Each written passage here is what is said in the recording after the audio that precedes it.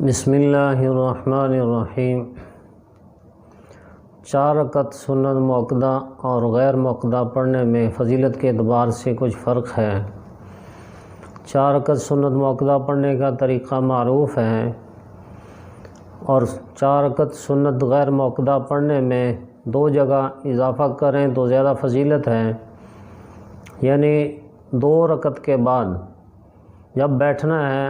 اتحیات پڑھ کر اس کے بعد درود شریف دعا سب کچھ پڑھا جائے، صرف سلام نہ پھیرے، آدمی سب کچھ پڑھ لے۔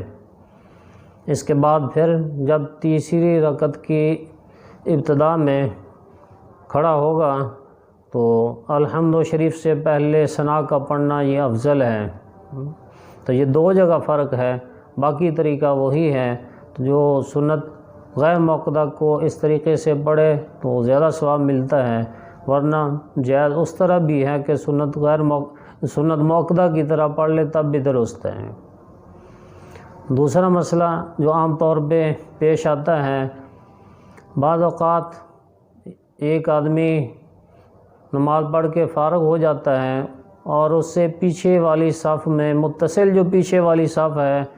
تو اس میں آدمی ابھی نماز پڑھ رہا ہوتا ہے، تو نمازی کے سامنے والا جب اپنی نماز سے فارغ ہو جائے تو وہ اٹھ کر جا سکتا ہے، کسی جانب کو نکل جائے دائیں یا بائیں تو یہ نمازی کے آگے سے گزرنے کی وعید میں شامل نہیں ہے۔ اور نمازی کے آگے سے جو گزرنا منع ہے، اس کے اندر بھی تفصیل ہے کہ آدمی کتنے فاصلے سے گزرے تو جائز، کتنے فاصلے میں منع ہے۔ تو اس میں اصل حکم یہ ہے کہ جو مسجد 1600 ہاتھ سے کم رقبہ رکھتی ہو تو ایسی مسجد میں نمازی کے آگے سے کسی جگہ سے گزرنا جائز نہیں ہے، اور جو مسجد 1600 ہاتھ یا اس سے بڑی ہو تو ایسی مسجد میں نمازی کے آگے سے 2 صف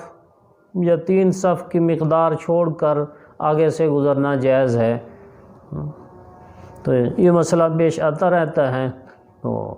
بعض لوگ آگے سے گزرنے میں احتیاط نہیں کرتے، قریب سے گزر جاتے ہیں تو وعید کا مستحق ہو جاتا ہے آدمی، اس لیے آگے سے نہ گزرے، جہاں گزرنے کی اجازت ہے وہاں سے گزرے اور جہاں گزرنے کی اجازت نہیں ہے وہاں سے نہ گزرے۔